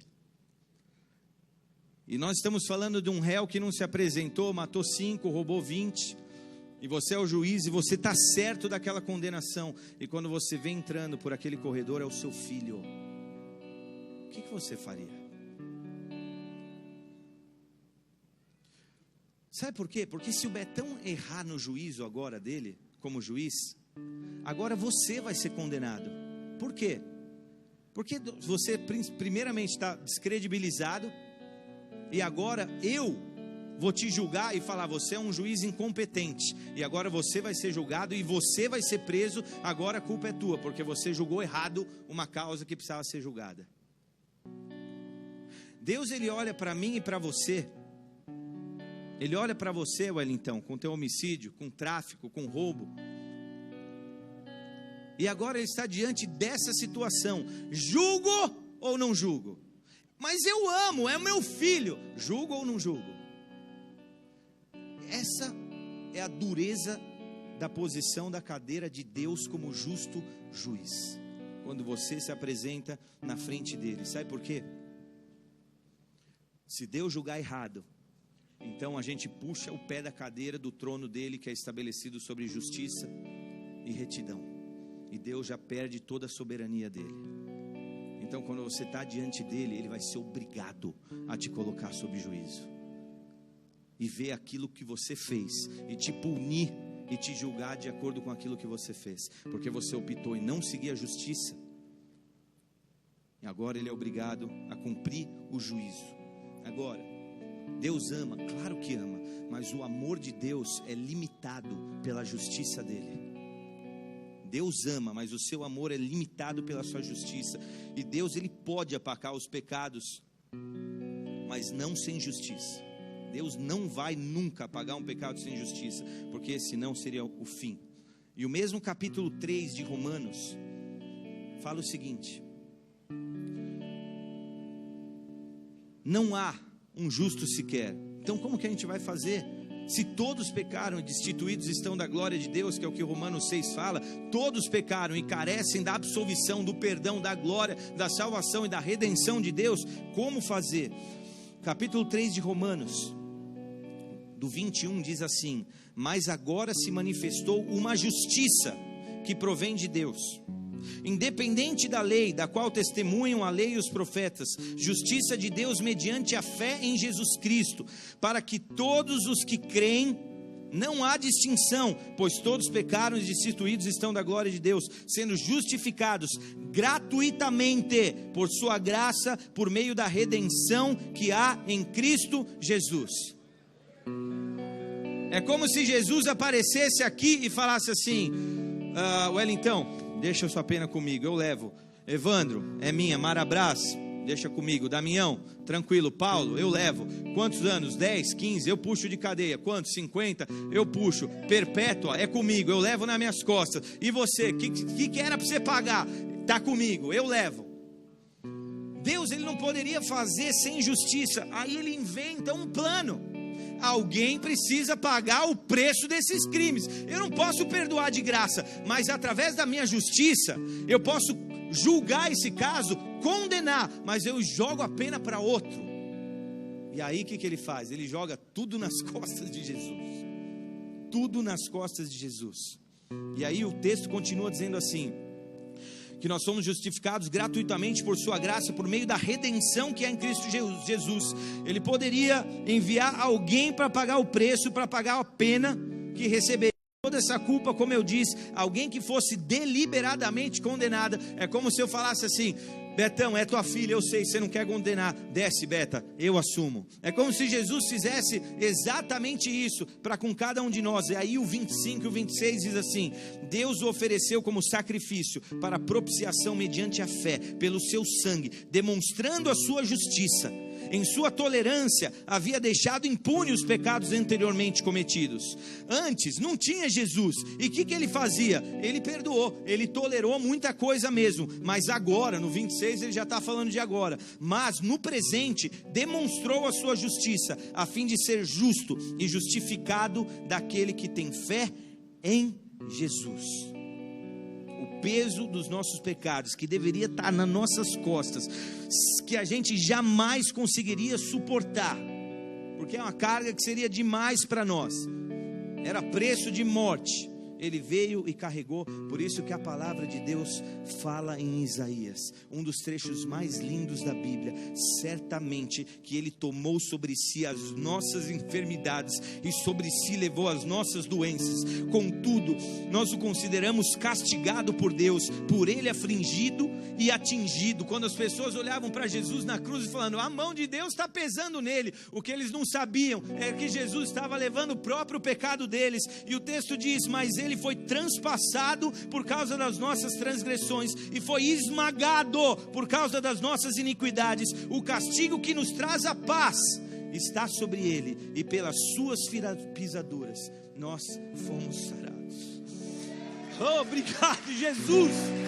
Obrigado, Jesus. Essa é a justiça de Deus. Sabe o que é? As pessoas acham que a cruz foi maldade de Deus. As pessoas acham que a cruz foi o pai simplesmente esquecendo do filho, a maldade de Deus, um descuido. Mas eu vou te dizer, a cruz é o lugar onde Deus manifestou o amor dele da maior forma possível. Da maior forma possível. A cruz é onde está a justiça de Deus manifestada, porque é ali que ele levou todos os nossos pecados. A cruz mostra o quanto Deus odeia o pecado e está determinado a julgar o pecado e fazer e trazer juízo para o pecado. Ele estava disposto a pagar um preço tão alto que ele envia o seu próprio filho. E por isso o trecho mais conhecido da Bíblia diz que Deus amou o mundo de tal maneira que enviou o seu filho unigênito, para que todo aquele que nele creia não pereça, mas tenha a vida eterna. Se Deus estivesse disposto a esquecer sua justiça, a cruz teria sido desnecessária. Mas ele não estava disposto a abandonar sua justiça. Então Deus preferiu o seu filho morrendo, porque Jesus é a nossa justiça. Agora não acabou, eu vou terminar dizendo isso.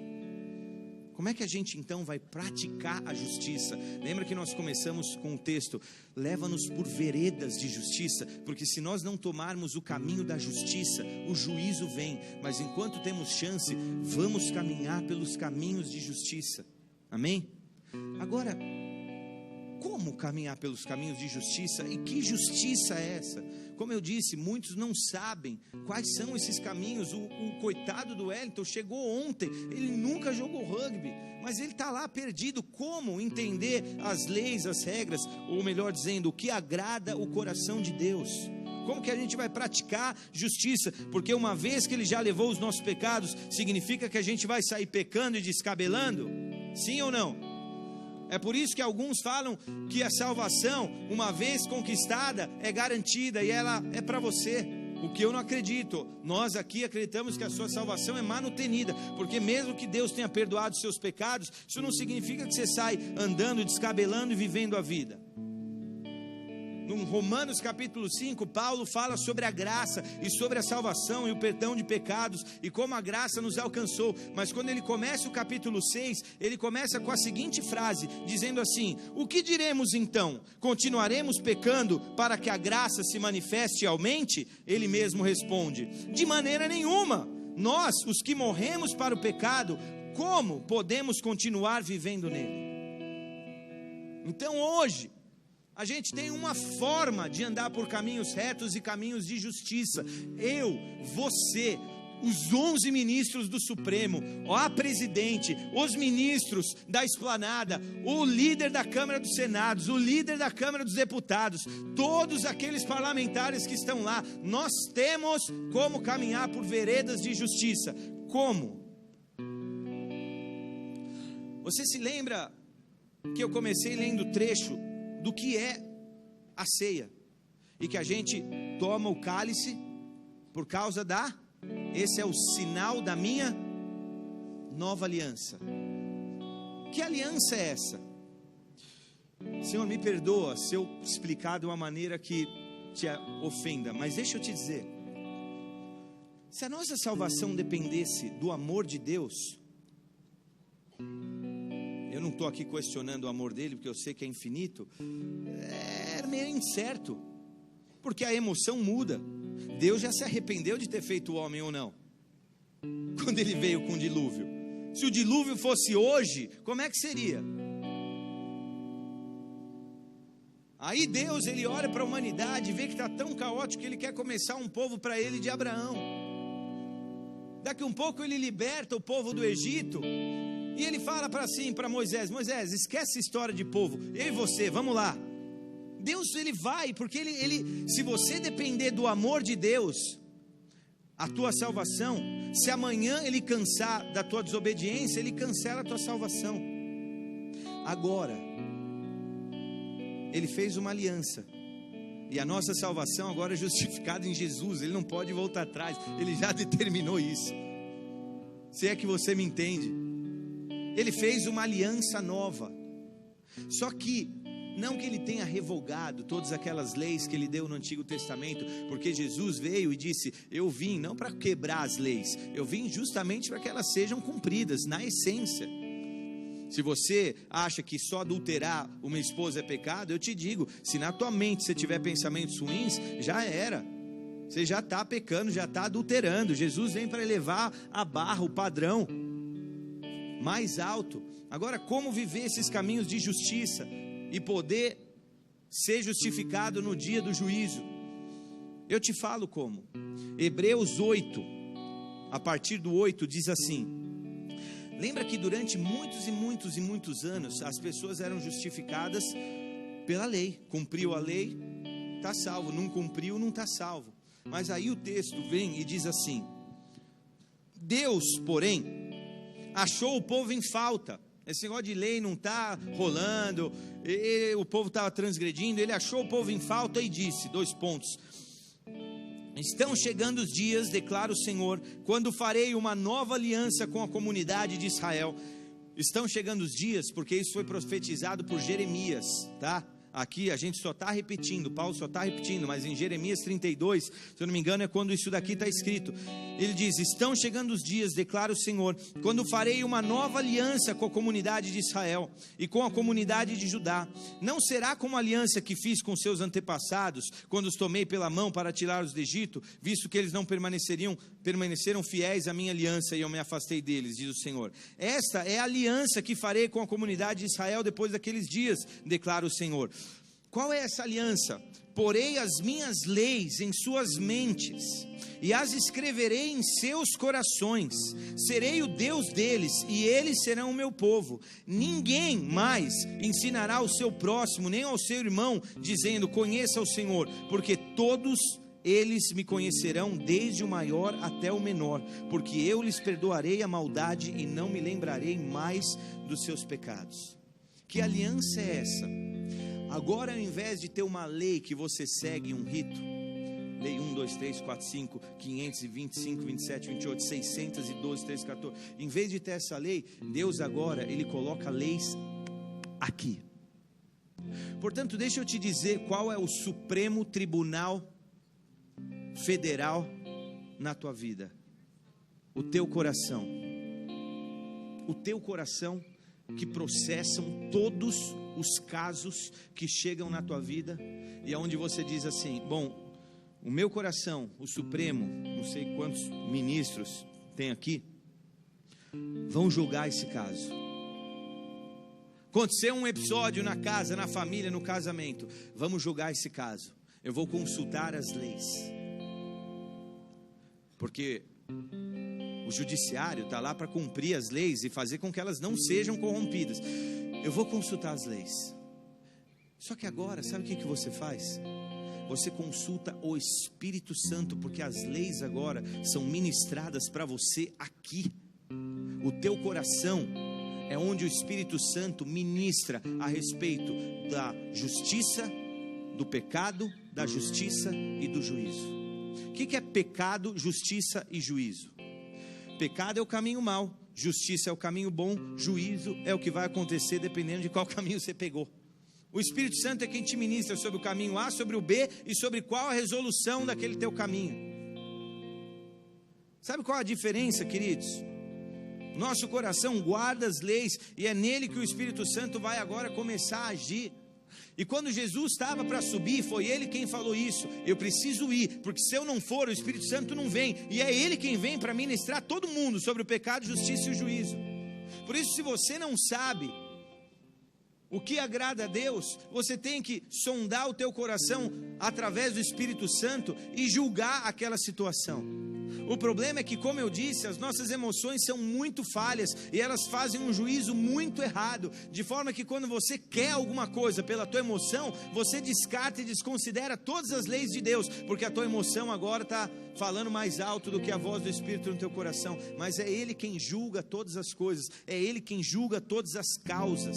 Deixa eu te dizer, nenhum cristão consegue viver a jornada que Cristo prometeu, os planos, os sonhos, sem uma ação poderosa do Espírito Santo. A gente fica achando que a manifestação do Espírito Santo é para ter arrepio, tremelique, tremedeira e etc. Mas a ação do Espírito Santo é para transformar o teu coração e para te ensinar o que agrada e que não agrada a Deus e seguir por caminhos de justiça. A maior manifestação do Espírito Santo é ver alguém saindo do tráfico e vindo para os caminhos de Deus, para veredas justas. A maior manifestação do Espírito Santo eram famílias terminando e acabando e sendo restauradas porque deram vazão para a voz de Deus.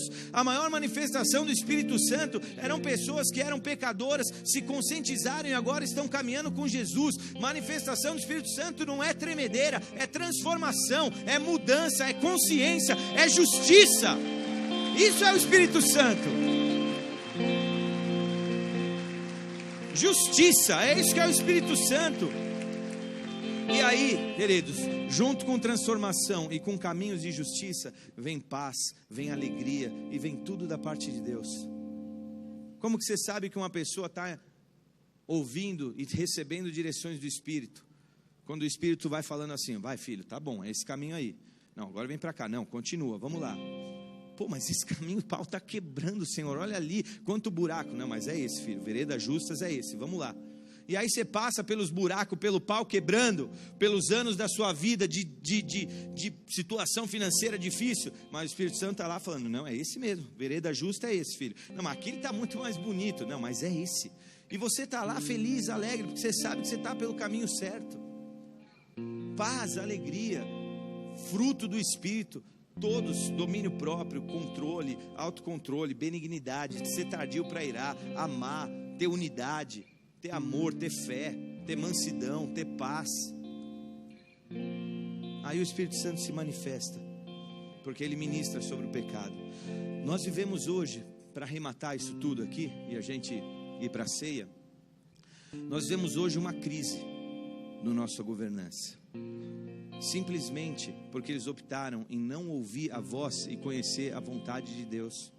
O grande problema ali, queridos, são pessoas que não têm o Senhor no seu coração, e por isso quinta-feira nós falamos, feliz a nação cujo Deus é o Senhor. Por quê? Porque ouve os preceitos, os mandamentos de Deus e caminha por veredas justas. O grande problema do Brasil não é uma crise política, não é uma crise econômica, mas é uma crise espiritual. O grande problema do Brasil não está em níveis e esferas naturais. O nosso problema é de ordem espiritual, é falta de Jesus, é falta de salvação, é falta de transformação, é falta do Espírito Santo trazendo agora justiça para o coração desses homens que estão lá. Qual é o nosso papel? Civil, colocar homens decentes. Espiritual, orar para que Deus os alcance, os converta, os que já estão lá. Nós estamos em ano de eleição. Sinceramente, nós temos uma pessoa, pelo menos que nós conhecemos, e que tem um caráter, ou busca um caráter cristão, que é o nosso vereador Eduardo Barreto, que legisla leis para o nosso município. Mas quantos outros homens de Deus e mulheres de Deus podem assumir essas cadeiras, enquanto a gente inconsequentemente coloca pessoas que não temem ao Senhor ali?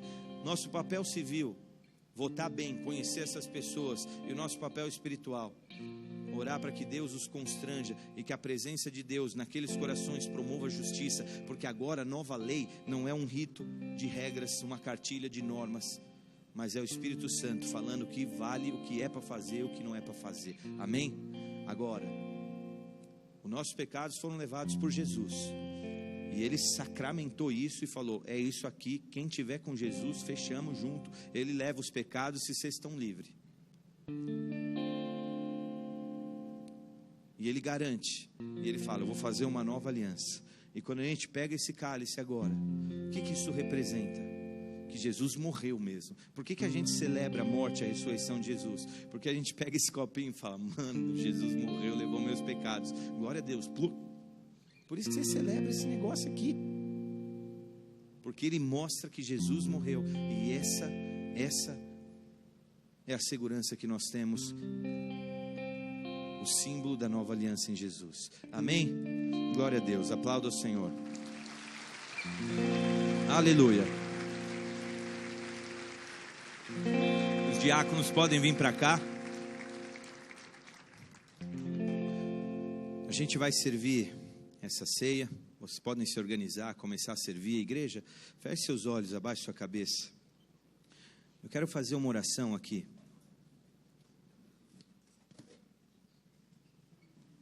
Uma oração simples, mas uma oração que transforma a sua vida.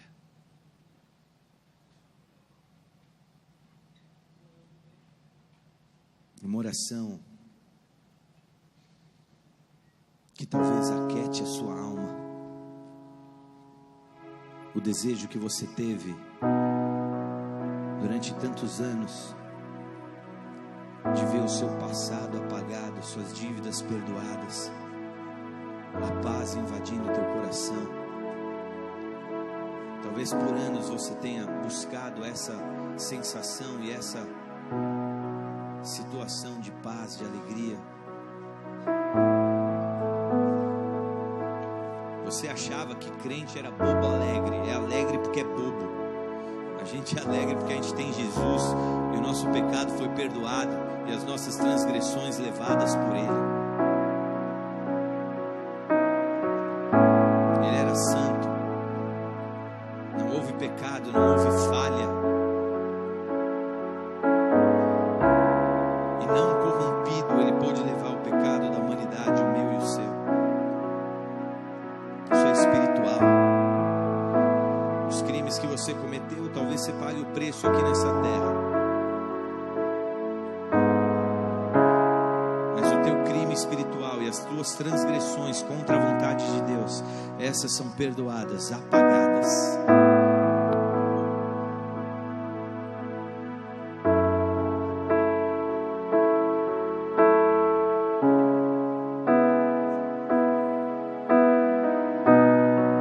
Jesus está aqui.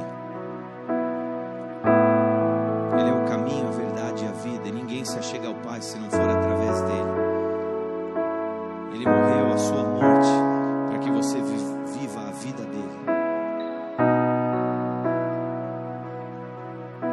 E eu quero fazer uma oração por aqueles que hoje querem receber a Jesus Cristo como seu Senhor e Salvador. por aqueles que estão aqui e entenderam em seus corações o que significa ser justificado e a justiça de Deus. Ele morreu a sua morte. Deus enviou o seu Filho, único, unigênito Filho, para que todo aquele que nele creia não pereça, mas tenha vida eterna. Se você hoje está aqui, veio pela primeira, segunda vez, tem vindo, ou talvez esteja ouvindo essa mensagem em casa, e o teu desejo é abrir teu coração e se entregar, abrir o teu coração e permitir que Ele venha habitar, o que vai acontecer, queridos? De forma prática, nada hoje talvez, mas espiritualmente, o Espírito Santo passa a habitar no teu interior, e agora o Espírito Santo pode agir e te ensinar e te mostrar caminhos retos, veredas retas e justas, a justiça de Deus, para que você as pratique. É algo completamente novo. Você vai começar a ouvir a voz desse Deus Pai, não com o seu ouvido natural, mas no seu coração, e Ele vai começar a te conduzir.